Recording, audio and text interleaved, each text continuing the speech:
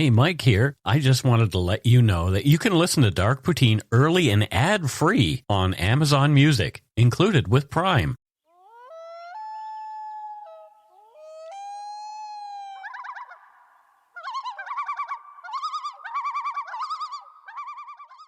Well, the loons mean it's time for some Dark Poutine. Hi, I'm Mike Brown, creator and host. With me this week, as per Matthew. Are those loons? They are loons at the beginning, yeah. Cool. Were you unaware of that? I didn't know what they were. They're they're owls. Who is the co-host next week? It's Matthew. Matthew. Oh, yeah. The views, information, and opinions expressed during the Dark Poutine podcast are solely those of the producer and do not necessarily represent those of Curious Cast, its affiliate, Global News, nor their parent company, Chorus Entertainment. Dark Poutine is not for the faint of heart or squeamish. Our content is often intense, and some listeners may find it disturbing. We're not experts on the topics we present, nor are we journalists. We're two ordinary Canadian schmoes chatting about crime and the dark side of history. Let's get to it. Put on your toque, grab yourself a double-double and a Nanaimo bar. It's time to scarf down some Dark Poutine. Just like that. Just like it.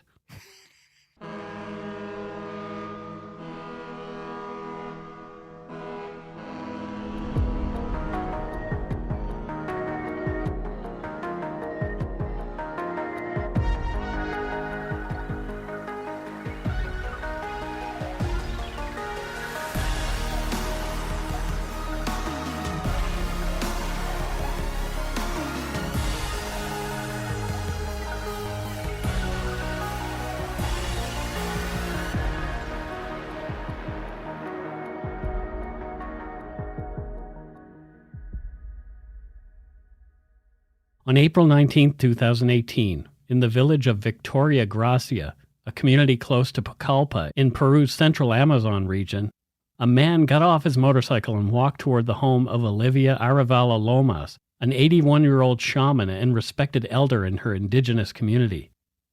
The man was irate over a perceived debt owed to him by the woman's son. After firing a warning shot that drew a crowd of neighbors, the elderly healer came out of her house. After a bit of yelling back and forth, in broad daylight, the man gunned the woman down with 2 shots from his pistol, killing her. The man, later identified as Sebastian Paul Woodruff, a 41-year-old British Columbian in Peru as an ayahuasca researcher, was pursued by villagers who then publicly lynched him. A cell phone recorded video of his killing, and that video was later posted on Facebook. Woodruff's body was buried in a shallow grave. 2 Peruvian men were later ordered arrested for his slaying. What led this man, known to his friends as a gentle, helpful soul, to such a brutal crime? This is Dark Poutine, episode 179, Tragedy in the Amazon, the Ayahuasca Murders.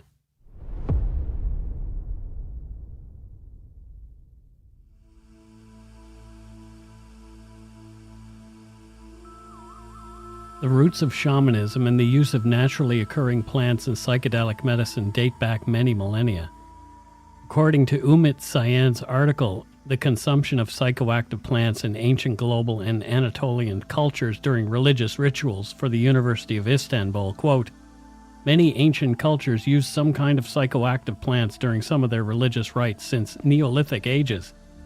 He also states that, quote, most of the mythological figures and characters that exist in tribal religions, in ancient religions, and also in the institutionalized modern religions, such as demons, angels, Satan, semi-human animals, gods, goddesses, spirits, ghosts, and many others, originate from the illusions and hallucinations of ritual people in psychedelic religious rites who had used psychoactive plants during the rituals and who had been, quote, very high on psychedelic plants, end quote. Some have cited hallucinogenics as the reason for humanity's sudden rise in intellectual capacity in prehistoric times. In his book Food of the Gods, American mystic and ethnobotanist Terence McKenna wrote his theory of the stoned ape. The theory essentially claims that the spiritual and mental awakening caused by the random addition of magic mushrooms, psilocybe cubensis, to the diet of our ancestors Homo erectus around 100,000 BCE awakened the species and led to the evolution of today's thinking and to humans as we know them, Homo sapiens. You said Homo erectus. I did say Homo erectus. Terence McKenna, you've wheeled him out. I did wheel out Terence McKenna. Sorry. It's okay. I love reading McKenna because it's kind of fun fiction. Right. It's imaginative, but it's cool because he's doing the search for meaning, right? Yep. And he uses metaphors, but I think the problem is he didn't think they're metaphors. Yep. And actually a few episodes ago when I said one of our callers, you know how I make up jobs? Yes. When I said that she's like an astrological philosopher. Yeah. I talked all shit. I was essentially paraphrasing McKenna, right? Well, there you go. And like my made up jobs, McKenna, it's kind of bullshit. And so you think the whole idea of the stoned ape is bullshit? I mean, there probably was a stoned ape, but There's probably a few of them. McKenna talks about like mushrooms being the megaphones of aliens, right? Mm-hmm. I sell cannabis, but he promoted taking copious amounts of drugs, right? Yeah. And he once confessed when his 16-year marriage sort of ended that all his psychedelic insights, he said, had done nothing to mitigate or ward off the ordinary vicissitudes of life. Yeah. And I think that's actually very poignant for this story. Mm-hmm. You can, frankly, this expression, you can ignore reality, but you can't ignore the consequences of ignoring reality. Right. Yeah, exactly. Right. I live that daily. Yeah. And McKenna was dead by the age of 53, by the way. Oh, gosh. I'll be 52 in August, so yeah. I'm a little worried about it. Yeah. Ancient peoples from different regions all around the globe rely on a variety of psychoactive plants used by indigenous shaman in their religious rites. Of note among many other plants in North America, as well as the aforementioned magic mushrooms and of course cannabis, there is also the peyote cactus containing the drug mescaline that grows in the southwestern United States, Mexico, and into South America. Subjective effects may include altered thinking processes, an altered sense of time and self-awareness, and closed and open-eye visual phenomena, in other words, hallucinations. In the 19th and 20th centuries, researchers wanting to learn more about these drugs and expand their own consciousness began to experiment themselves. Author Aldous Huxley described his experiences with mescaline in his writings and specifically in his book, The Doors of Perception and Heaven and Hell. He wrote, "I took my mescaline pill at 11. I spent several minutes, or was it several centuries, not merely gazing at those bamboo legs, but actually being them, or rather being myself in them. Or, to be still more accurate, for I was not involved in the case, nor, in a certain sense, were they. Being my not-self in the not-self, which was the chair." End quote. Referring to his trip as the opening of a portal to another dimension, Huxley described intense self-transforming amorphous shapes as like animated stained glass illuminated from light coming through the eyelids. But it was the effects on consciousness that were the most profound to the author. He also wrote, quote, "The man who comes back through the door in the wall will never be quite the same as the man who went out. He will be wiser but less sure, happier but less self-satisfied, humbler in acknowledging his ignorance, yet better equipped to understand the relationship of words to things, of systematic reasoning to the unfathomable mystery which it tries forever vainly to comprehend." End quote. Since Huxley and other psychonautic pioneers like the ones we spoke about in Dark Poutine Episode 9, Acid Al and Hollywood Hospital, psychedelics have gone through a sort of demonization by governments afraid of the power of the drugs, but are now seeing a resurgence in popularity and interest, as well as a slackening in the laws around them. Many believe that, as we have seen with LSD, that doses of psychedelics can help sufferers of various psychiatric disorders such as depression, or especially that it can facilitate the necessary conversion believed to be required in the successful treatment of alcoholism and other forms of addiction. Ayahuasca, the infamous star of this episode, is one of these. It is a psychoactive reddish-brown, vile-smelling brew used by South American shaman as a ceremonial spiritual medicine. It has gained global attention over the past decade or so. Some of the attention is not always good. The drug is derived from the vine native to the Amazonian basin called Banisteropsis caapi, also known as Jagubi caapi or yaje. It is prepared and boiled in water along with other ingredients. One of those is Psychotria viridis shrubs, which the primary psychoactive ingredient is dimethyltryptamine, or DMT. Many people claim to experience meeting otherworldly entities when taking DMT alone, sometimes referred to as machine elves or clockwork elves only minutes after ingesting the drug. According to Double Blind magazine, Terence McKenna described his experiences with DMT in a talk that he gave.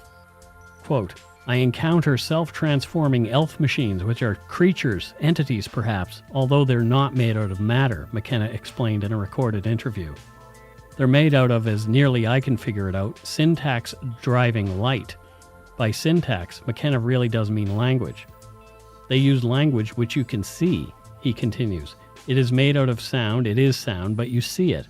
And the entire point of the encounter from their perspective is to teach you to do this." Taking ayahuasca is reportedly a profound, often life-altering spiritual experience for the initiate undergoing the ritual when guided by an experienced shaman.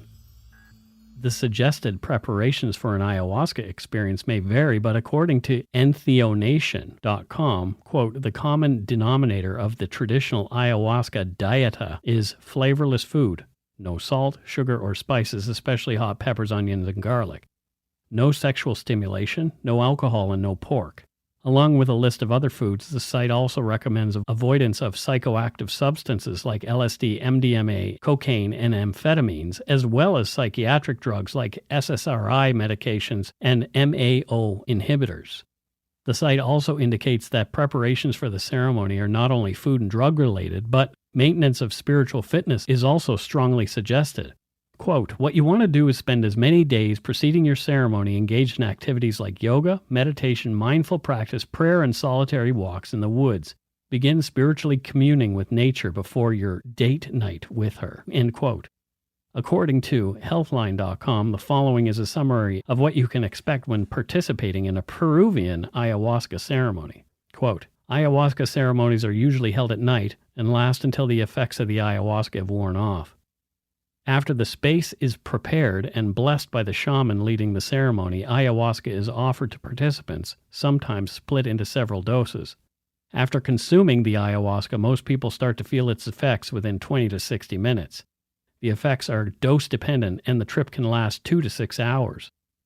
Those who take ayahuasca can experience symptoms like vomiting, diarrhea, feelings of euphoria, strong visual and auditory hallucinations, mind-altering psychedelic effects, fear, and paranoia. It should be noted that some of the adverse effects, such as vomiting and diarrhea, are considered a normal part of the cleansing experience. People react to ayahuasca differently. Some experience euphoria and feeling of enlightenment, while others go through severe anxiety and panic. It's not uncommon for those taking ayahuasca to experience both positive and negative effects from the brew. The shaman and others who are experienced in ayahuasca offer spiritual guidance to participants throughout the ayahuasca experience and monitor participants for safety. Some retreats have medical staff on hand as well in case of emergencies. These ceremonies are sometimes conducted consecutively, with participants consuming ayahuasca a few nights in a row. Every time you take ayahuasca, it results in a different experience." End quote. In a scholarly article on advances in pharmacology, scientists Rafael G. dos Santos, Jose Carlos Busso, and Jamie E.C. Halak write that, although rare, there have been reports of psychotic reactions after ingestion of ayahuasca. Quote, "Several reports describe subjects with a personal and possibly a family history of psychosis, including schizophrenia, schizophreniform disorders, psychotic mania, psychotic depression, non-psychotic mania, or concomitant use of other drugs. However, some cases also describe psychotic episodes in subjects without these previous characteristics." End quote. There are other caveats as well.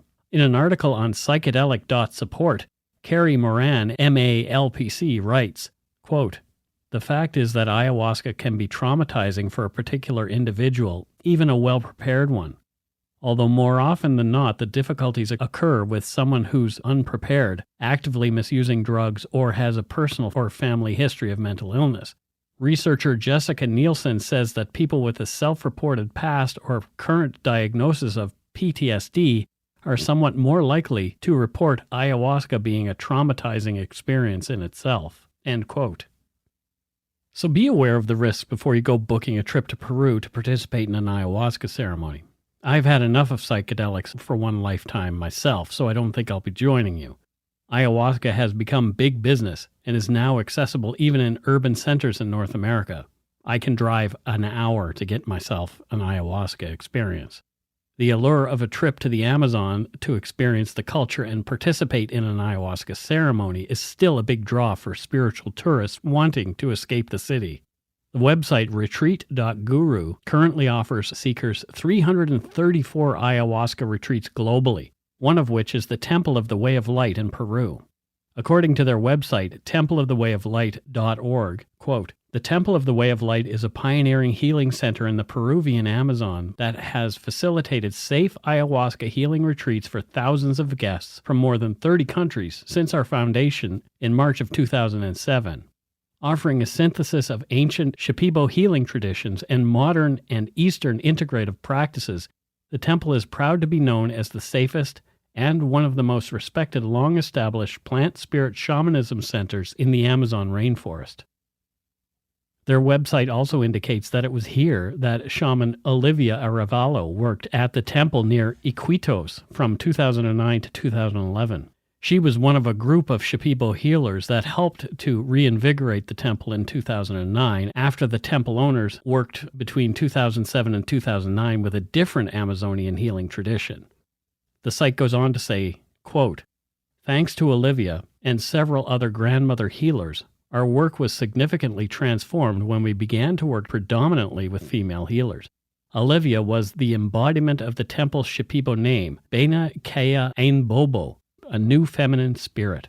She stopped working with us in 2011 due to her age and difficulty walking up to an hour from the river Nane in through the forest to the temple." End quote. It's unclear whether Sebastian Woodruff ever participated in an ayahuasca ceremony at this particular temple, or if he even knew of its existence, as he didn't begin pursuing an interest in ayahuasca until 2013 when he was 36 years old. Olivia Arevalo had retired from the temple 2 years prior. Sebastian Paul Woodruff was born in Barrie, Ontario in 1976, but his family later moved to BC and he spent many years in the Comox Valley on Vancouver Island. According to Men's Journal, quote, "From a young age, he was a prankster who took pleasure in getting friends out of their comfort zones, whether by climbing mountains barefoot or getting lost in the woods. He wanted people around him to experience, quote, amazing things," told reporter Matt Bremner recently. "He was affable and popular. The kind of guy," she said, "who on short walks to the store would repeatedly get stopped by friends." The article continued, "He was a dreamer and had always been a bit different, but he, quote, was never afraid to be exactly who he was," said Sebastian's friend Andy Woodsmith. In his 30s, Sebastian participated in a family intervention for a relative with alcohol addiction. That intervention, which led to a life-changing ayahuasca experience in Whistler, BC for the relative, led Sebastian to what he thought he should be doing as his life's work, helping people with addictions and other issues through the healing power of ayahuasca. Until that point, according to a CBC article, Sebastian had worked, quote, in construction, tree planting, and on and off as a sea urchin diver, end quote. His pals on the sea urchin boats called him Seabass, a play on his first name. Also in the long-form CBC article, a friend spoke of Sebastian as a deep thinker. Quote, "From the minute I met him, I felt like he was lost and trying to find himself," said fellow diver Mike Kelly. "He was the kind of guy you'd have a conversation with, and he would disappear, staring off into space. You'd ask him a question, and you would have to break him out of his thoughts. He'd just be gone entirely," end quote. Other friends painted a more compassionate picture of Sebastian, stating that the loving single father of a little boy would have given someone the shirt off his back if he thought they'd needed it. In 2013, Sebastian took to Indiegogo, requesting financial assistance in his bid to become a healer himself. He wanted the cash as he had developed the opportunity to study for 3 months with a Shipibo plant healer at a healing center in Iquitos, Peru. Sebastian wanted to start school in September 2014, beginning the 6-year process to become an addictions counselor. Some sources indicate that Sebastian may have had his own struggles with alcohol. Sebastian's Indiegogo page also conflates the story of the creation of the 12-step program with AA founder Bill W.'s later experimentation with psychedelics. Bill was, in fact, many years sober when he came to Canada to participate in the LSD trials, which he felt, controversially within the fellowship, would expand his spiritual connection. Sebastian was deeply interested in plants and their potential healing properties. He spent a lot of time not only learning about them, but also in the wilderness, where he harvested local mushrooms and other plants, often with his young son and his dog. Sebastian was passing on his appreciation for nature to his little boy, who can be seen, face blurred for privacy, in some of Sebastian's YouTube videos.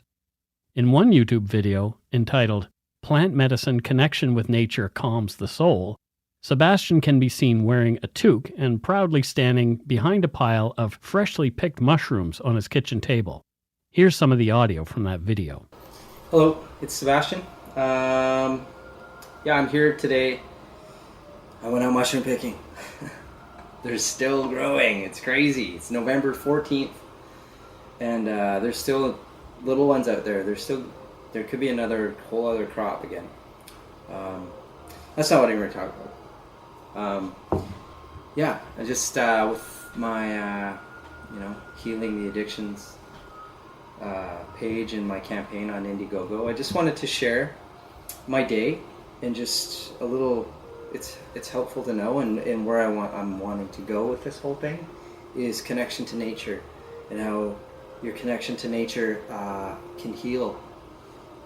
You can heal yourself just through that. So not just those with addiction, like anyone. If you're having a hard day, if you feel stressed out, it's hard to snap out of it, but just go out into the woods and talk it out there. Get out there. Get out of the town, get out of the house, get out of wherever you are, get out of your headspace, and go get your shoes on and go out into the woods and talk to the plants, talk to the birds, talk to the trees. They're listening. Sebastian's Indiegogo.com page set his fundraising goal at $10,000, which he broke down. $2,000 for travel, 2 flights, meals, and 2 safe cab rides, plus or minus $200. $6,800 for Shipibo Healing Center. $600 for a local Spanish translator. $600 for PayPal/Indiegogo portion. Ultimately, he raised only $2,261 of his goal, but he set off anyway for Pucallpa in Peru and his first ayahuasca experience. Sebastian went away with the best of intentions, but somehow, only a few short years later, would become a murderer and would then be murdered himself in turn. And we'll take a break here. If you're looking for a smoking gun, I can absolutely guarantee you, you will not find it. In October 2001, a series of letters filled with a deadly powder called anthrax were dropped into the U.S. mail system. What started as an unprecedented case turned into an unsettling mystery. Who sent these deadly letters, and why? From Campside Media and Sony Music Entertainment, I'm Josh Dean, and this is Cover Up Season 4, The Anthrax Threat, available now.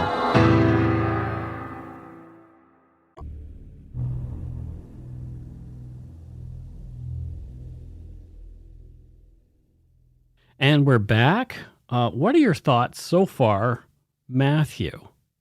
I read a lot in the research here, and I watched lots of videos, and it's interesting. It's I think there's a little bit of grandiosity and a little bit of narcissism in this guy. Sure, yeah.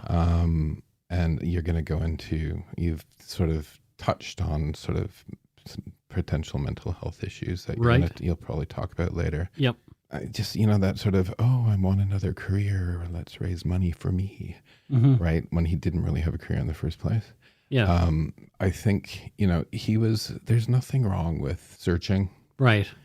But I just have a feeling that maybe the motivation behind the searching wasn't true. Oftentimes it's not. Yeah. I think a lot of times people get into something for their own selfish ends. But they don't know it's selfish, right? Mhm. Because your mind is muddled, Right. right? And So you are even lying to yourself by saying, I'm getting into this yeah, to help people, when really all you really want to do probably is go get stoned in the jungle. Mike, I've seen, like, I know this character. I've seen him a bunch of times. I was him. in real life, I was right? essentially that character when I Right. was in my early 20s. Yeah, and physician, heal thyself. Mhm. He has his own problems. Yep. You can't help put the oxygen mask on before you're helping another passenger. That's right. right. And Yeah. it's Pull the baby's ripcord before yeah. your own. I think kind of I thing. think we're gonna see that. He probably wasn't in a state to be helping anyone. Yeah. He needed a lot of help himself, for Yeah, sure. Yeah. Between his education and trips to Peru, Sebastian needed to earn some money, so he returned to his random jobs in construction, tree planting, and as a sea urchin diver. However, after several journeys back and forth, Sebastian's nature began to change and he started feeling down. His mood darkened at the thought of leaving Peru every time he had to go back to Canada. In 2017, he began to express concern that things were not going to plan.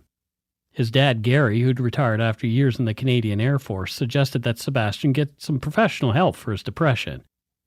His grip on reality seemed to be slipping. It is unproven whether his mental state might have been caused by his use of ayahuasca, but Sebastian, by this time, had participated in numerous ayahuasca ceremonies. The CBC article, Descent into Darkness, indicates that the summer of 2017 is really when things began to go sideways for Sebastian Woodruff. He was asking around in Peru about acquiring a gun. He claimed he'd been ripped off numerous times in Lima and that his wallet and passport had recently been stolen. After a brief return to Canada, Sebastian went back to Peru in December of 2017. It was then that he sought out the help of a well-known shamanic healer, Olivia Arevalo, whom he would later murder. The translator told CBC that during their first meeting, Sebastian asked Arevalo whether she was, quote, able to cure him and his family. Arevalo responded that she could if he had faith. Woodruff said he would talk to his family and come back soon, end quote. Witnesses to Sebastian's behavior at the time noted that he was acting bizarrely and seemed obsessed with Olivia Arevalo, demanding her to take ayahuasca with him as he felt it was the only way he could be healed from whatever it was that ailed him. Arevalo refused multiple times, even though Sebastian was extremely persistent, sometimes scarily so, according to witnesses. She did not give in, frustrating him even further. His family back home was worried about him as over Christmas time he went silent on Facebook, his preferred method of communication. His folks asked friends for any word of Sebastian. There was nothing until January 5th, 2018 when he posted, simply, "I'm alive." In the meantime, Sebastian had continued to have bizarre interactions with the Arevalo family and others in the small village of Victoria Gracia where Olivia lived. Apparently, Sebastian had paid Olivia's son Julian a large amount of money for ayahuasca ceremonies that Sebastian claims he had never been provided. He was livid. From CBC, quote, according to multiple accounts, Woodruff turned up in the hamlet one night during a healing ceremony wanting to speak to Arevalo's son Julian. Woodruff was reportedly carrying a long club and was initially turned away from the lodge. He tried to sneak back and apparently struck the man guarding the ceremony. Some villagers pursued Woodruff, but other locals intervened to stop him from being seriously hurt and ended up taking him to police. End quote. The police did nothing and didn't even file reports for at least 3 interactions they'd had with Sebastian Woodruff.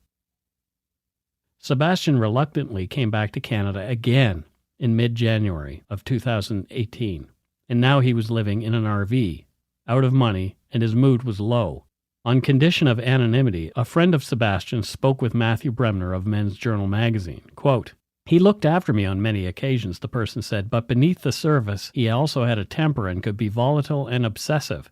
Ayahuasca had changed him, the person seemed sure. He started dieting constantly, not consuming salts or sugars, and lost a lot of weight. I could see how he could get himself into a lot of trouble in Peru and not back down if he felt he was right, the person added, end quote. At that point, Sebastian wasn't sure he'd ever return to Peru. He even tried to sell the Peruvian money he had left over at one point, but only weeks later he changed his mind again and decided to go back to Peru in spite of the concerns expressed by his family and friends. On March 11, 2018, he posted on Facebook, I am off to jungle to do some soul searching and fix the mind. See you whence I am healed. FML. Sebastian headed back to the jungle in what would be his last visit. He had been trying to buy that gun for some time.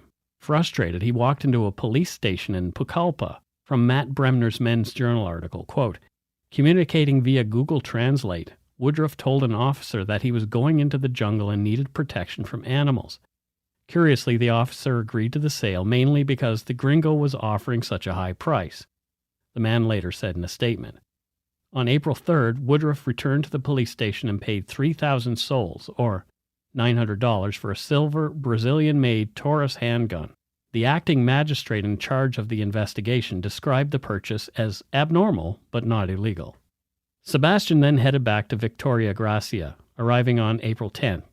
He was looking for Olivia Arevalo Lomas and her son Julian. On April 14th, Sebastian's backpack was stolen. Even though his passport and cash were in it, the gun was not. He'd presumably left it where he was staying. Again, according to Men's Journal, quote, the day before the murder, according to Olivia Arevalo's daughter, Virginia Vasquez, Woodruff turned up in Victoria Gracia holding a sign written in Spanish that said Julian owed him 14,000 sols, or about $4,000. Vasquez told the local press, quote, my brother would have never borrowed money like that, end quote. The next morning, Sebastian borrowed a red motorcycle from a friend nearby. The friend said that Sebastian had always been pleasant and friendly guy with him and had no qualms about providing the motorcycle for another trip to Victoria Gracia that day. The man said that Sebastian did not appear distressed in any way or give any indication of what he was about to do. It took about an hour and a half for Sebastian to get to the village through the muddy road leading through the jungle, arriving in Victoria Gracia at around noon. He drove straight to the home of Olivia Arevalo and her family. When he got there, he hopped off his motorcycle screaming for Julian Arevalo to come out. He fired a warning shot. Julian, hearing the shot, reportedly then fled the home, running to a neighbor's house. Around the same time, Olivia Arevalo also came outside through the back door and encountered Sebastian Woodruff at the side of the house as he made his way toward the back. Sebastian and Olivia had words. She yelled at him for firing the pistol. Rather than turn and leave, Sebastian pointed the weapon at Arevalo and fired twice as villagers, attracted by the commotion, watched in horror. Some later reported that Woodruff demanded Olivia perform an Icaro, a folkloric healing song often sung during Ayahuasca ceremonies, before he shot her. Sebastian then turned and ran back to his motorcycle to attempt to flee. Olivia's daughter came out and cradled her mother in her arms. From Men's Journal, quote, according to police reports, as Olivia Arevalo lay dying beneath the coconut tree, embraced by a daughter, she said, they're killing me, end quote. After struggling to get the bike started, Sebastian took off with a large group of angry villagers in pursuit. Sebastian lost control and the mob was on him, pulling him from the motorbike. The crowd beat and kicked Sebastian. Some called on others to take him to police, but they were ignored. As Sebastian Woodruff begged for his life, someone was recording video that would later be posted to a local newspaper's Facebook page. The video showed Sebastian crying and sitting in a puddle surrounded by a group of people, including 2 children. A couple of angry men wrapped a rope around his neck and dragged him across the ground until he went limp. Sebastian Woodruff was dead. He was buried in a shallow grave about 3/4 of a kilometer from the murder scene, where police found him just days later. In the days after that, police found the suspected murder weapon, a silver-colored Taurus .380 semi-automatic pistol. The gun was wrapped in a plastic bag and had been dumped close to the cemetery where Olivia Arevalo was later buried. Woodruff's dismantled motorcycle was found in pieces scattered about different dump sites. The spent brass cartridges found near Olivia Arevalo's home matched the bullets in her body. They also matched Sebastian's gun.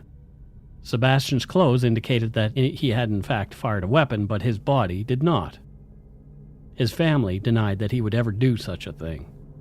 Most telling were some of the things found among the items in Sebastian's rented room. The more innocuous items were a book, The Happiness Equation, and a wrestling mask. But there were also some more concerning things: a long hunting knife, sleeping pills, Zopiclone, and 2 other prescription drugs prescribed by a doctor in Canada. One of them was olanzapine, an antipsychotic drug used to treat schizophrenia and bipolar disorder. The other was clonazepam, an anti-anxiety medication. It's unclear if Sebastian had ingested ayahuasca while taking these medications, but had he, the reaction would not have been positive. This is interesting. I've read the happiness equation. Yeah. And one of the secrets, I think it was secret number 9 or something like that, in the book is to don't take advice, listen to yourself and make your own decisions. Uh-oh. So I find this interesting, a book giving you advice on not taking advice. Yeah. And probably somebody that might have some narcissistic tendencies would naturally jump onto that. Mm-hmm. But, if this guy had listened to friends and family, stay at home with the kid, right? Yeah. Doctors, you're taking this medication, don't fuck around with other ones. Right. I mean, the guy probably should have heeded advice Yeah. from other people. Yeah. Right. And, he ignored that and, went into this folly. I mean, Yeah. it's true. It's more extreme than a folly, but you know what I mean. Yeah. Right. Like, I don't think it's not like this guy's like some psycho killer, No, lots not of at all. people. There were some Not at all. problems there. And it's just, all of it's just fucking sad. Mm-hmm. Right. Yeah. From CBC. When a person is in a psychotic state, you have a false perception of reality. You can become quite delusional and your judgment is skewed, said UCLA professor Charles Grob. So this individual may have had misperceived others around him as being a threat to him, whereas in reality they weren't. It was the amplification going on in his own mind triggered by what could have been a destabilizing psychiatric state, end quote. In the weeks after the murders, Canada was warning citizens to stay away from Peru. From TheGuardian.com, quote, a week after Woodruff's killing, Canada issued an advisory urging travelers to exercise a high degree of caution throughout Peru, and in the case of several specific areas, to avoid non-essential travel completely owing to terrorist and criminal activity. These areas included a swath of the province that this had occurred in, end quote. The murder of Olivia Arevalo Lomas was devastating to her family and community. She was a person of stature. The level of knowledge she carried, thanks to multiple decades of shamanic practice, was irreplaceable. Quote, her death is an aggression against the entire Shipibo community. She was the living memory of her people, end quote, explained Juan Carlos Ruiz Moleda, coordinator of the Department of Indigenous Communities and Constitutional Litigation of the NGO Institute of Legal Defense. Quote, she was a grandmother who worked with medicinal plants, said Wilder Munoz Diaz. It was very painful for us finding out about her death, he added. According to PeruTelegraph.com, Olivia Arevalo's public work had attracted both positive and negative attention over the years. Quote, Olivia Arevalo was a fierce defender of the cultural rights of the Shipibo Kanobo people and an environmental activist. Like many other indigenous rights activists who try to protect not only the traditions and knowledge of their ethnic group in Peru, but their ancestral lands from oil and gas exploitation, illegal land trafficking, illegal logging, and illegal mining, Arevalo as well was repeatedly threatened with violence and even death, end quote. It was thought that perhaps Sebastian was a scapegoat in the killing, that it might have been perpetrated by these other groups with a grudge against Olivia. Yeah, I don't buy that. People were there. People saw him. Her kids saw him. Yes. Right? If the nemesis of these oil companies or whatever were doing it, they wouldn't have been pointing the finger at some gringo that was there. You know what I mean? A tourist. Yep. It just doesn't make sense. No, not at all. No. Ultimately, after an investigation, Peruvian authorities released a statement saying that all the evidence gathered indicated that Sebastian Woodruff was indeed the person who had murdered Olivia Arevalo Lomas. The Temple of the Way of Light.com wrote about Olivia in a post in the days after her death. They said, quote, she was one of the most respected and powerful Ananya, a plant medicine healer of the Shipibo tribe. She brought the rich cultural and medicinal legacy of the Shipibo to the temple and was affectionately referred to by many of us as a living ancestor, a record keeper of the Shipibo ways and walking encyclopedia of traditional Shipibo plant medicine. We are blessed and honored to have worked so closely with her, to have experienced her powerful healing abilities, and to have been touched by a heart so full of love and compassion. The article continued. Olivia's work as a healer was legendary, both within the Shipibo Nation and then gaining much positive recognition internationally over the last decade. She first became known outside of Peru in 2004 when she briefly appeared in the film Other Worlds, made by John Coonan, and then in 2006 as part of the film also made by John Coonan, the story of Panchen Beka, and we'll post a link to the Panchen Beka short in the show notes for this episode. Olivia was buried on Sunday, April 22, 2018, near Pucallpa, surrounded by her family, friends, and community. People who knew Sebastian couldn't believe that he'd killed anyone. Not the Sebastian they knew anyway. In an article in the Comox Valley Times, reporter Aaron Halushak spoke to a few people who knew him. I just don't believe that he would do that. It's not in his nature, said Mickey Montgomery, Woodruff's neighbor. You never saw him raise a hand to his dog. As long as I saw Sebastian, I've never seen him do a mean or cruel thing or even talk that way. He was always trying to help. Describing him as spiritual, loving, kind, and polite, Betty, who asked that her last name not be used, lived across the road from Woodruff for many years. She says he touched the lives of so many people in the valley, within her neighborhood, and beyond. I remember him willingly helping my very elderly husband, so easily, focusing on his needs and doing what would be helpful with such respect and kindness. She recalls watching Woodruff spend countless hours with his son, teaching him about various things in nature. He was a beautiful soul. Part of our grief is that this was all put on tape, on the internet, on television. And his little son is going to have to live with that. In this day and age, it's so cruel. End quote. That is horrible. But, it's like we've done, and I've listened to lots of shows. And last night I was watching a documentary on Ted Bundy. Yeah. And family and friends and neighbors said kind of the same things. Now, this guy's no Ted Bundy, but people can never believe when something like this happens that it's the person that they know. Right? Never. Yeah. It seems, unless the person is a complete whack job. Yeah. In his everyday life. Like, if people said, Charles Manson convinced a bunch of people to kill people. People who knew Charles Manson would probably say, yeah, that sounds like Charlie. Yeah. That sounds like Chuck. But, and this guy, he's not even close to any of those guys. But, we see it so often, right? People, hey, he could never have done this. Well, he did though. So and often it's when there's sort of mental health issues, I think, when people really are surprised. Yeah. And, but yeah, because I'd like to think that if I killed somebody that everyone would say nice things about me. One would think. Yeah. I think, yeah. If you killed someone would say nice things about you? Not that I did that, but they were shocked. Oh, yeah, I'd be shocked. Yes. Yeah. Yeah. Yeah, I would be. Unless it was somebody who hurt your doggy or your husband, I wouldn't be shocked by that. No, I wouldn't kill anybody. Well, no, if it was them or that other person. Oh, yeah.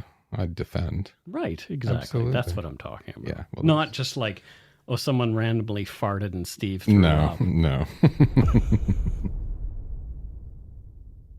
The police officer who'd sold Sebastian Woodruff the pistol later told CBC's Fifth Estate that he felt no responsibility for the murder of Aravalo. He said he had sold the pistol legally, and that what Woodruff did with the firearm was Woodruff's responsibility, not his. Arrest warrants were drawn up for 4 men: Fidel Aravalo More, Nicolas More Guimares, River Gilberto Roja, and Jose Ramirez Rodriguez. They were the men suspected in Sebastian Woodruff's murder. Rewards of 20,000 sols, around $5,000 Canadian, were offered for each. One of the men was mayor of the village at the time of the murders. There's still no word about a trial in that case.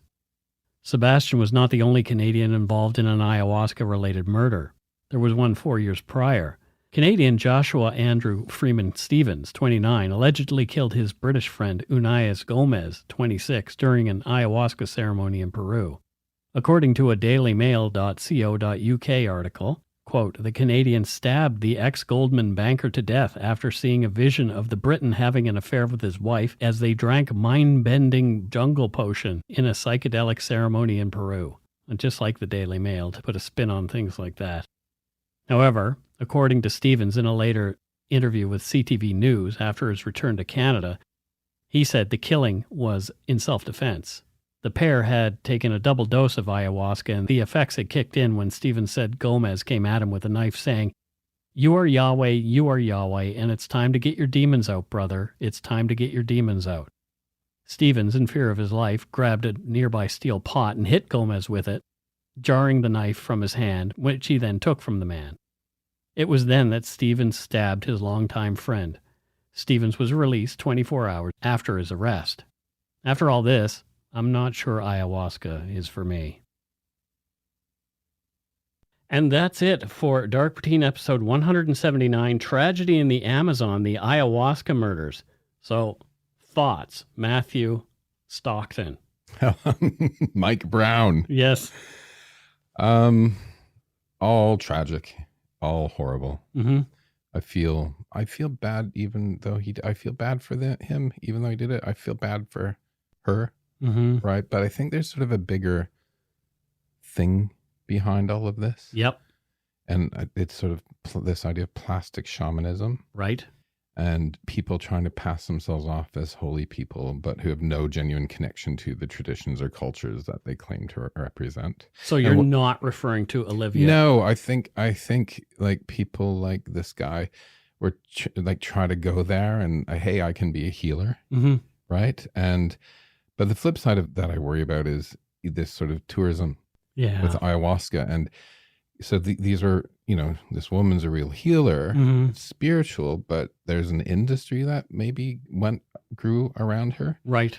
And I have to question, a bunch of young gringos, as they'd call them, going down to Peru. And usually it's gringos who go down to Peru and set up the mechanism for these people to work within. Now, granted, there's a lot of poverty and that kind of thing in this area.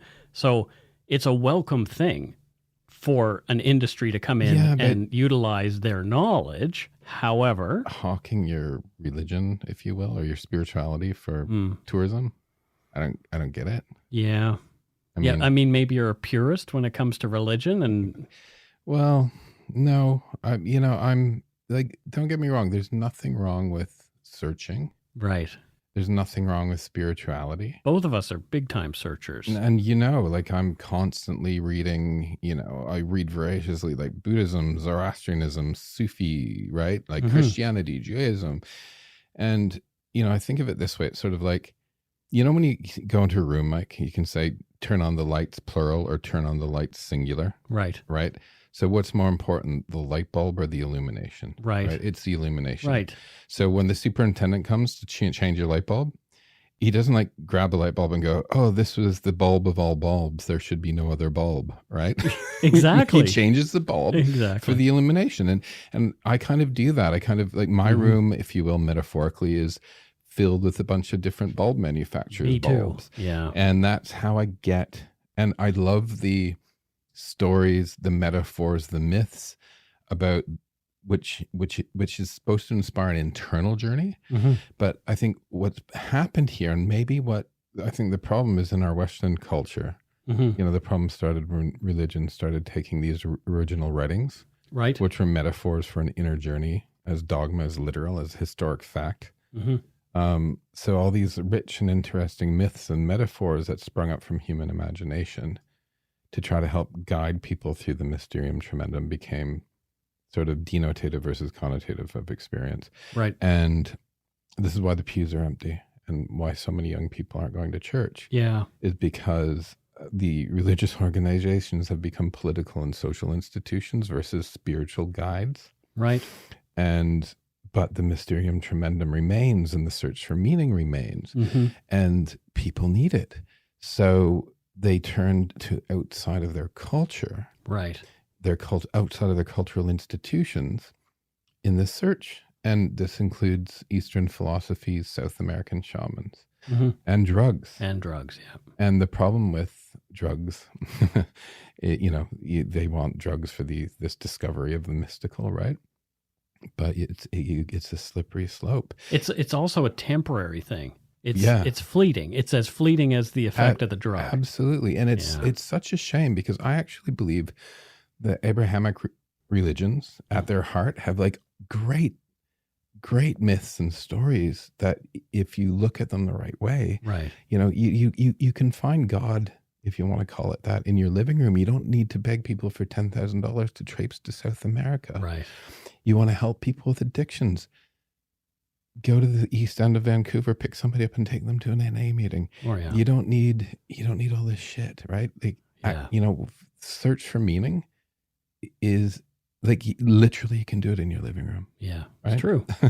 And it's just so sad that, I think in some ways he fell foul to these bigger things that are in our culture, right? Now, I mean, some people do have moving and life-altering experiences when they are using psychedelic, that they are able to maintain those things throughout their lives. It's just another key to the door, so to speak. Yeah, and I'm not anti-drug. Right. Like, for fuck's sakes, I sell drugs for a living. Yes. But if you have problems with them, I am anti, if you have problems with them, start running towards a different one. It just doesn't work. No, it never worked for me. It doesn't work, Mike. Yeah. And I know. So yeah, it's sad. And, I also feel, I'm kind of like, and just back to like all the villagers like killing the guy as well. It's like, that's not very spiritual. No. Like, you know what I mean? And that just says to me, there's a lot of bullshit amongst all of this, because nobody was doing anything spiritual in this It's like the gringos going down there being searching for spirituality are also being ripped off from time to time. I mean, there were stories about this guy, having his money and his passport stolen multiple times. Well, that happened to me many times. You know what, Mike? Usually I was quite fucked up, drunk or high at a bar or a club. Yeah, there you go. Not saying that's the case, but yeah, right. Yeah.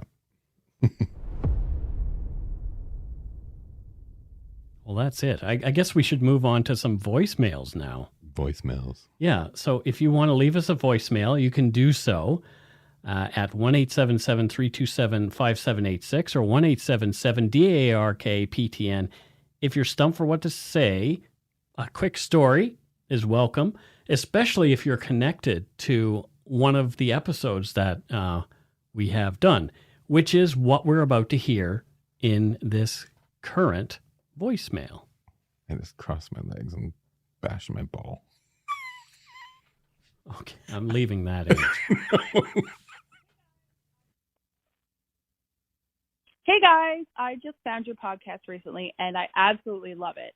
I had a close contact with a murder when I was 10 years old and have been interested in true crime ever since. So I quickly binged your episodes. But I was left speechless when I listened to episode 116, The Murder of Heather Thomas, because this was the murder that I was involved in. I lived in the complex that Heather was abducted from and was one of the last children with Heather prior to her disappearance. We'd been riding our bikes around the complex when I had to run an errand for my parents. And in the 5 to 10 minutes I was gone, Heather was no longer playing where I left her. It was only a short time later that Heather's brother, followed by her dad, were knocking on my door looking for her. My dad and I began knocking on the doors of the complex, looking for my friend. We got to one door, and I remember clear as day the uneasy feeling I felt when there was no answer. As we left the building, I stared back down the hall, absolutely terrified. In the following weeks, we weren't allowed to play alone outside, and you were absolutely right in your episode when you speculated that everyone was on edge. I'd been questioned almost daily by police and consistently told them that there weren't any strangers who came across us. That was until I saw a news report about a green car with gold wheels, and I burst into tears, telling my parents I knew who owned that car. I never knew his name, only as Mr. Man, because every time we saw him, we would stick our tongues out at him, giggling, and he would reciprocate. He used to play a game with us, chirping his car if we got too close. How many times we played that game, how many times I was near him, his car, his home, alone, it still haunts me 20 years later.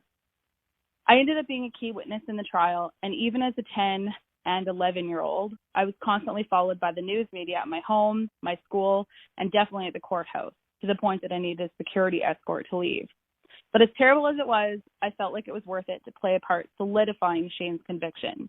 The craziest part of it all, though, was the home with no answer, the one where I was freaked out, turned out to be Shane's home.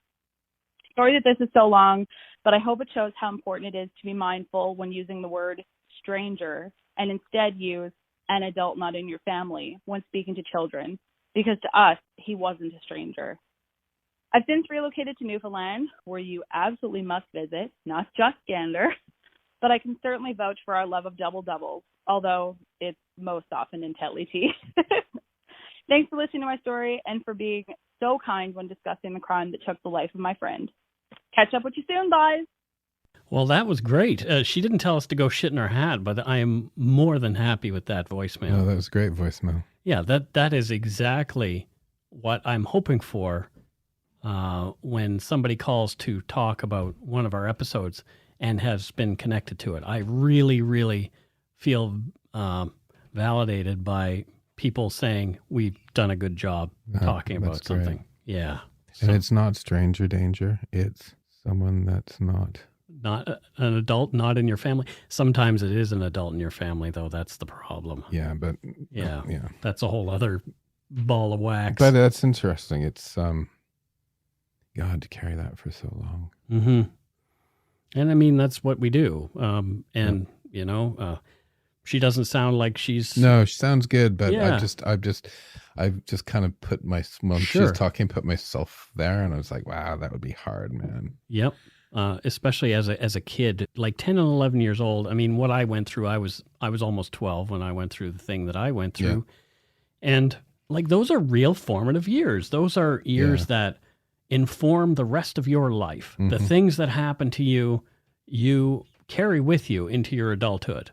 Mm-hmm. You really do, because that is when you are able to really form solid memories, but you haven't quite developed your whole philosophy on the world yet. And those things will inform your philosophy on the world and the people in it. Yeah.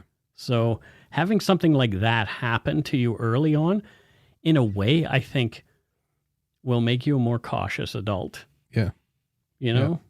Yeah. So there was only that one voicemail this week, which I'm fine with, because that one was great. Mm. If you want to leave us a voicemail again, you can leave one at 1-877-327-5786 or 1-877-DARK-PTN. Now on to a patron and donut money donors. Oh. Drum roll, please. We have 3 patrons this week. Excellent. First up, we have Carly Godwin from Saskatoon, Saskatchewan. Carly, thank you. Yes, Carly, thanks. What does Carly do there in Saskabush? She is a personal stylist. A personal stylist? Yeah. So, like, everything from stem to stern, like clothing, fashion. Yeah. Very specific. Because in Saskatoon, winters are cold. Mm-hmm. So that'd be a difficult job being a personal stylist in minus 50-degree weather. Yeah. What color parka do you wear, essentially? Exactly. Mauve. And what type of yarn was used to knit your toque? Mohair. Your mohair toque. Well, thank you, Carly, for styling those Saskatoonians. I don't know what is the name for people who live in Saskatoon? I don't know. I think it is Saskatoonians or Saskatonians. That would make sense. Nice people. Yeah, nice people. Next up is Linda Welsh, and she's from Mississauga, Ontario. Mississuga. Yeah, that's right. I can spell Mississauga. Mississippi, Mississippi, or Ippississim. That's Mississippi backwards. Mississauga. So what does Madam Linda Welsh do there in Mississauga, Ontario?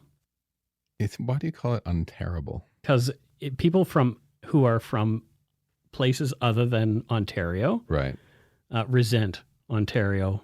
Okay. For its riches and its tendency toward thinking it's the only place in Canada. Canadian culture is this is a bigger discussion than the two of us can have in these few moments. But yeah, so I don't actually mean it's Ontario. I don't really mean that. Well, I call Mississauga Misery Saga. Misery. Okay, well, fair enough. So what does Linda do in Misery Saga? She's not miserable. Oh, good. So she knows that some people call it Misery Saga. Yes. So she's one of these people that gives like free hugs and stuff. Good. Yeah. Is that her job? Yeah. Like free hug? Yeah. Wow. So how does she earn money? Do people just like pay her way? She is Patreon. Oh, good. Patreon hugs. Maybe I should start giving some free hugs. I don't want COVID, though, and that's the thing. Even though they're going down, still that Delta variant out there. Delta Felta guy. What? Delta Felta guy? I don't know where that's from. I don't know why I said it. I don't know either. And lastly, from someplace we are unaware of, Sam. Simply Sam. I think Sam might be female because Sam... the Patreon said, say hello to her. Okay. So Sam is probably female. Sam I Am is from the land of green eggs and ham. Where's that? Where's the land of green eggs and ham? In the sky. In the sky. So is Sam a ghost? Like, No, or an no, angel? it's just magic. Magic. Like Harry Potter? Yeah. Oh. But J.K. Rowling is such a piece of garbage, though. I know that's not a popular thing for Harry Potter fans to hear, but, you know, she's not very, very nice. Well, on the one issue. On that one issue, yeah. Yeah. That one issue is tended. I know nothing about her. I haven't read or seen any of the books. Yeah. I know nothing. The only I've read all of them. Only news I've ever seen about her is that she has like billions of dollars and she doesn't like transgendered people. Yeah. It's like literally the two things I know about her. That's problematic. Oh, well. So, well, thank you, Sam, for living in the sky. What does she do up there in the sky? She makes green eggs and ham. Oh, is there a kitchen? A sky kitchen? You didn't read Dr. Seuss, did you? I read Dr. Seuss. Of course I did. You know, they've removed some of the Dr. Seuss books from publication because they are, quote, problematic. Yes. Isn't that weird? It's one of those things. I don't know, it's weird. Like, all of history is problematic. It's true. Like literally all of human history is problematic. It's like my mom tried to get a book for us when we were kids. And the book is called Little Black Sambo. Right. And Little Black Sambo is a black child. Right. And it is the most racist, horrific, horrendous kind of look Right. at black culture. It's not a positive. It does not play well in today's society. I could imagine it wouldn't. And even in the 70s, I should say, well, so okay, that's 40 years ago.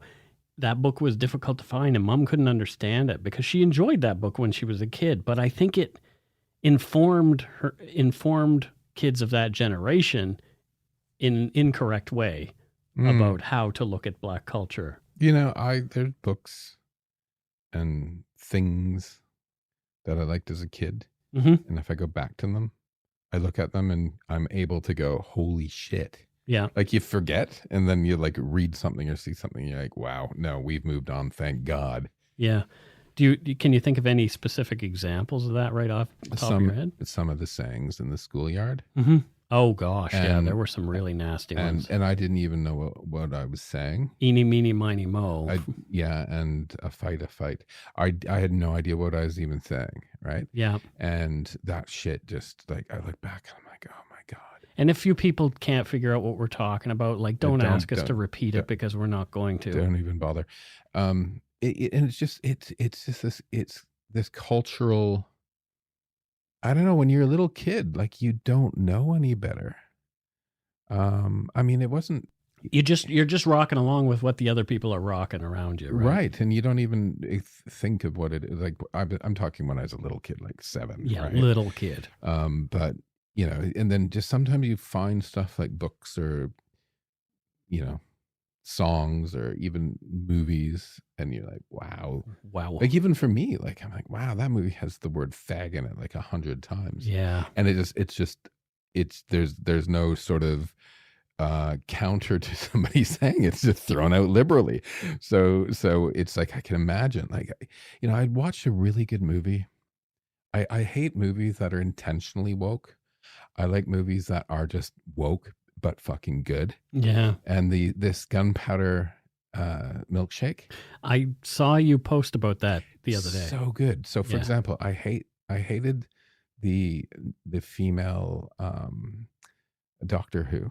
Okay. Yeah. Not because she was female, but because it was all intentionally so like, look, we're woke. Like even the scripts were like that. Yeah. Versus this movie, which is just like cool chicks Yeah. doing really well, and like they're all the stars, and it's like that's the way it should be, right? Mhm. We shouldn't have to pander to going, oh look, we're woke. We just have to give like Hollywood's changing finally, right? Just give women fucking jobs and like make them heroes in movies, and we're proving that it can be a box office success, Right. and all this bullshit, which is bullshit, right? It's It like, all is, it will yeah. never sell. Fuck you, it'll never sell, right? It totally will sell. Like the 70s horror movies, like the black guy always got killed first.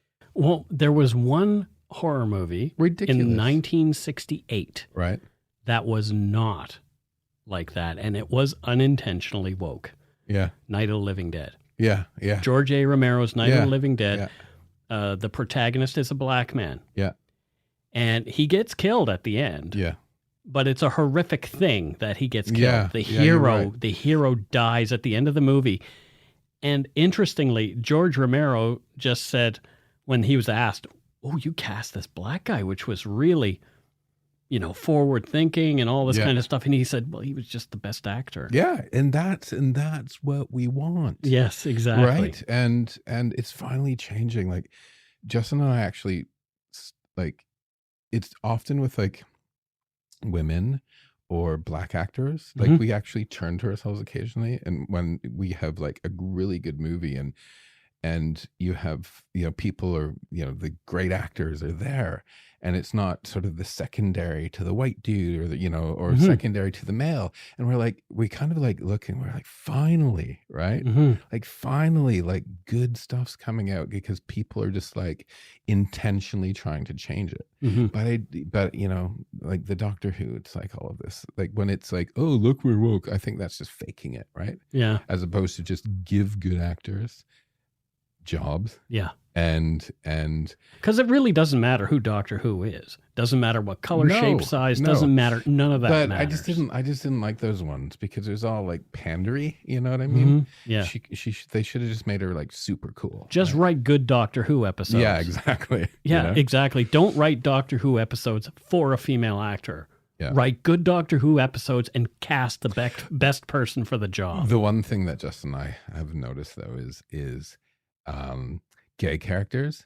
So they're usually lesbians because we think society can handle like two girls kissing on screen. Yeah. More than two boys. Like you just Boys Don't Cry, for example. You don't. Yeah. Or even this what was it? Fear Street 1666. The Fear Street series that just came out. I haven't seen it. Like the two characters. Okay. Yeah. I know there's the three movies. And we're talking and we're like, oh, this is really interesting. Let's keep watching this because like watching it in general, like what movies are doing. Yeah. Because I think when they try to get like the gay characters in, it's like this weird, like lesbians are safer than boys because nobody wants to see boys kissing. Right. And we're just shoehorning in what people are expecting to see now. But it's good. And I've actually started watching it. It's so funny. There's a lot of like teenage romance, high school angsty movies that are new where they have gay characters. And like the TV show, the Netflix series, Atypical. Yeah. And I even like the cheesy romances. Why? Because I never had that when I was a teenager. And I'm like, I watched them, I'm like, oh my God, life would have been so much better if I could see these characters on TV. Yeah. As sort of, because you take from culture as well, right? So anyway, it's interesting. So movie people, make more guys kissing, please. Okay. Yeah. So not seeing yourself represented in film when you were a kid. Yeah. How did that make you feel? Like did you feel more ostracized because No. there weren't so any? if there was no gay representation, like Mike, when I first heard of like the idea of gay marriage in the early 80s, yeah, I didn't get it. I was like, but that's what straight people do. Okay. Like it was so far away from my imagination. And so not seeing gay characters in movies, it was, when I was young, it was just sort of a given. Yeah. But the problem was when there was a gay character and they're either like a very stereotyped or they get killed off. Right. Or, you know, lesbians for a long time were like the psycho killers in movies. Right. Like yeah. lesbian, always a psycho killer. Yep. Right. Gay guys, always Who shot Andy Warhol? Gay guys, always the funny guy who's the florist or dying of AIDS. Right. Right. Yeah. Or being like evil psycho. And that did worse. Right. So I don't know. How did we get onto this? We just sort of randomly went in that direction. And this is the thing that I like about our podcast and the banter toward the end is that we can go in any direction that we want to go. Yeah. We were talking about Sam from Parts Unknown. Hi, Sam. Sorry. Look what you got started, Sam. Exactly. But that's the thing. I think it's important that we talk about this stuff and people love to hear it. We don't, it just gives a little bit more Yeah. oomph to the show, I think. Oomph. All right. As far as donut money goes, we had a donut money donor from Jacksonville, Florida, and her name is Nancy Mead. From Jax. Jacksonville. I have never been to Jacksonville. Hashtag JAX. Jax? Oh, okay. Is that where that's what the airport tag is? I don't know. It probably is. I don't know. I think it's sort of their tourism hashtag. And Jax. Jax. Just Jax. Just Jax? Speaking of gay characters, just Jax. Jax? Why? Why is Jax gay characters? Just Jack from Will and Grace. Just okay. Jack. Oh, I gotcha. Yeah. Oh, well. Which is, again, so Will and Grace, very interesting, right? Mm-hmm. A show about a gay guy. Yep. You never see anyone kissing. No, he doesn't really have a romantic relationship. There's never with a anyone. makeout session. Nothing. It's a show about a gay guy. Right. So we've even moved, I mean, that was 20 years ago now? We've even moved on from that, right? Yeah. But just Jax, so she's an alligator wrestler. Well, there you go. Oh, so she wrestles alligators. Wrestles alligators. Does she do it publicly or is it just for exercise? Is it alligators or crocodiles in Florida? It's alligators. Alligators. Yeah. No, she does it professionally. Oh, professionally. So in front of crowds. Yeah, with a mask. Oh, like a Mexican wrestling mask. Yeah, the alligator has a little mask on, and they stand in the separate corners of the ring. Yeah. Then they go out. They have to shake hands, and then they wrestle. The fun thing about alligators is the little arms. They're little arms. They're like Tyrannosaurus Rex. Well, they are related, but I mean, yeah. We're all related. My little alligator arms. Exactly. Yeah, see, Nancy's got a longer reach, so she could actually box a bit first. Yeah. And to punch the alligator silly before wrestling. I want to see Nancy doing Superfly. Superfly, Jimmy Stuka? Remember Superfly? Yeah. Yeah. Yeah. That was fun stuff. Well, there you go. I guess that's it for this week. Thanks to all our patrons and Donut Money donors, past and present. Your generosity is much appreciated. It helps keep the show going. You can become a patron of Dark Poutine at patreon.com/darkpoutine.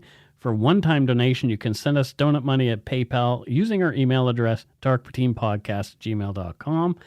If you don't already subscribe to the show, it would mean a lot if you did. You can easily find Dark Poutine on Apple Podcasts, Spotify, or wherever you get your favorite podcast. Don't forget my book, Murder, Madness, and Mayhem. It's available for pre-order via a link on the Dark Poutine website. And speaking of our website, please check out darkpoutine.com for show notes and other cool stuff. Please take the time to give Dark Poutine a like or a follow on Facebook or Instagram. Most importantly, thank you for listening and tell your friends about us. Word of mouth is a powerful thing. Until we return, don't forget to be a good egg and not a bad apple. What do you mean we have a website? Yeah, darkpoutine.com. I've never been on it. Darkpoutine.ca works too. Oh, I'll check it out. Yeah, there you go. Bye, everybody. Bye. Come on, that was funny. It was funny.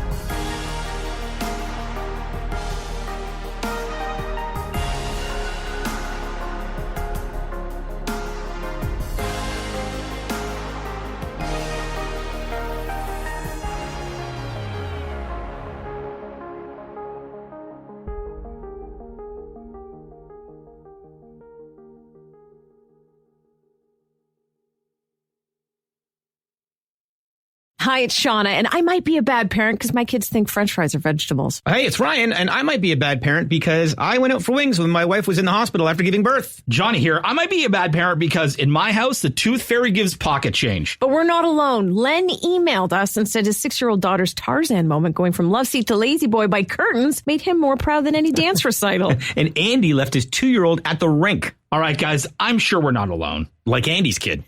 For stories and confessions like this, make sure you check out our podcast. It's called Bad Parents, and it's available wherever you get your podcasts. I left a glove at the rink.